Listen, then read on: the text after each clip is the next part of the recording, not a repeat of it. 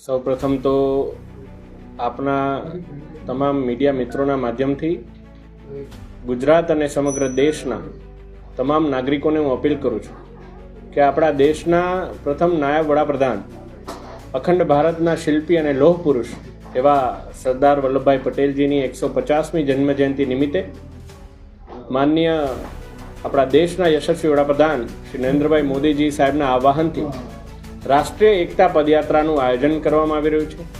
રાષ્ટ્રીય એકતા પદયાત્રા કે જેમાં 150 યુવાનો તો પોતે કરમસદથી કેવડિયા જોડાવાના છે. આજે માનનીય વડાપ્રધાનશ્રી એનું આજે ફ્લેગ ઓફ કરવાના છે વર્ચ્યુઅલ માધ્યમથી, અને માનનીય મુખ્યમંત્રીશ્રી પણ જોડાવાના છે. પરંતુ સાથે સાથે તમામ સામાજિક, શૈક્ષણિક, સ્વૈચ્છિક, રાજકીય, ધાર્મિક સંગઠનો પણ વિવિધ તબક્કે આ યાત્રામાં જોડાઈ અને એકતાનો સંદેશ પોતે આપવાના છે. આ એકતા પદયાત્રા એ ન ભૂતો ન ભવિષ્યથી એટલી ખૂબ સારી રીતે આ પદયાત્રાનું આયોજન થવા જઈ રહ્યું છે. અને વડોદરાના સાંસદ તરીકે ગર્વથી કહેવા થાય કે આ યાત્રાનો સૌથી વધારે રૂટ એ વડોદરાથી પસાર થવાનો છે.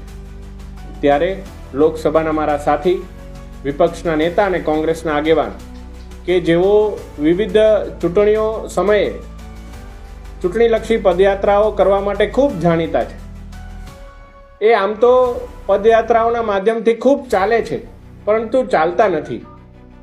રાજકીય રીતે કહેવાય તો એ ચાલતા નથી.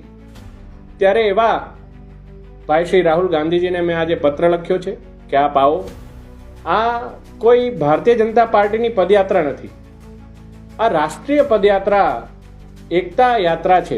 અને એમાં આ પધારો ગવર્મેન્ટ ઓફ ઇન્ડિયા તરફથી એમને પણ આમંત્રણ મળ્યું જ હશે, પરંતુ વિશેષ મેં આજે વડોદરાના સાંસદ તરીકે એમને આમંત્રિત કર્યા છે.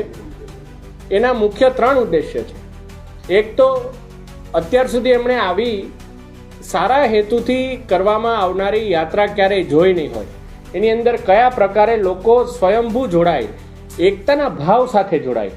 એમની યાત્રાઓના શીર્ષકમાં ઘણીવાર જોડો હોય છે, પણ તેના પછી ઘણું તૂટતું હોય છે, કોંગ્રેસ પણ તૂટી જાય છે. પરંતુ સાચા અર્થમાં ભારતને જોડતી યાત્રા કેવી હોય એનું દ્રશ્ય એમને અહીંયા જોવા મળશે. ના માત્ર સાંસદો, પરંતુ વિવિધ રાજ્યના ધારાસભ્યશ્રીઓ, મુખ્યમંત્રીઓ પણ પોતે આવીને અહીંયા અડધો દિવસ, એક દિવસ પોતે પદયાત્રામાં જોડાવાના છે, ચાલવાના છે. ત્યારે તેઓને પણ મેં આમંત્રિત કર્યા છે. બીજી વાત એવી છે કે કોઈ ને કોઈ કારણસર સરદાર વલ્લભભાઈ પટેલજી માટેનો જે એક સુહૃદ ભાવ હોય, જે સન્માન એમને કોંગ્રેસ પાર્ટી તરફથી મળવું જોઈએ, એ દાયકાઓથી મળી નહીં રહ્યું. ઘણીવાર સંસદની કેન્ટીનમાં અમારા કોંગ્રેસના સાથી સાંસદો સાથે ઓફ ધ રેકોર્ડ ચર્ચા થતી હોય, કે પછી કોંગ્રેસના કાર્યકર્તાઓ સાથે ક્યારેય કોઈ સામાજિક કાર્યક્રમમાં ચર્ચા થતી હોય, ત્યારે એવું મને એ પલ્સ મને એ મહેસૂસ થયો છે કે જાણે કોઈ અઘોષિત ફરમાન હોય કે સરદાર સાહેબની જે સ્ટેચ્યુ ઓફ યુનિટી માનનીય મોદી સાહેબે આટલી ભવ્યાથી ભવ્ય, એવું કહેવાય કે દુનિયાની 8મી અજાયબી એવી પ્રતિમા બનાવી છે, એમને જોવા માટે, એમને ત્યાં એમના દર્શન કરવા માટેની પણ કોંગ્રેસના કાર્યકર્તાઓને જાણે પરવાનગી ના હોય. આ પ્રકારની ગૂંગળામણમાં જ્યારે કોંગ્રેસનો કાર્યકર્તા જીવતો હોય, ત્યારે જો તેઓ પોતે સરદાર સાહેબને સન્માન કરવા માટે આ પદયાત્રામાં જોડાશે, તો આ ગૂંગળામણમાંથી કોંગ્રેસનો એક એક કાર્યકર્તા પણ આઝાદી અનુભવશે. વિષય એવો છે કે કેન્દ્ર સરકારની આ યાત્રાનું આયોજન થાય, ત્યાંથી કોઈ લેટર લખાવો જોઈએ, તો ગુજરાત સરકારમાંથી લેટર, આપણે કેમ આ લેટર લખ્યો? એક પ્લેટફોર્મ ઉપર આમંત્રણ અપાયું છે. આ બાબતે હું આપને સ્પષ્ટતા કરું કે ના માત્ર તમામ સાંસદો, પરંતુ દેશના તમામ ધારાસભ્યોને પણ આપણા યુથ મિનિસ્ટ્રી દ્વારા, કેન્દ્ર સરકાર દ્વારા આમંત્રણ આપવામાં આવ્યું છે. અને લોકસભાના અમારા જે બુલેટિન નીકળે, મારી પાસે મારી પોતાની એપ છે, એ બુલેટિનની અંદર પણ એકતા યાત્રાનું મહત્ત્વ અને એમાં જોડાવા માટે તમામ સાંસદોને આહ્વાન કરવામાં આવ્યું છે. આ કોઈ પણ પ્રકારની પાર્ટી પ્રેરિત યાત્રા નથી, આ રાષ્ટ્રીય પદયાત્રા છે.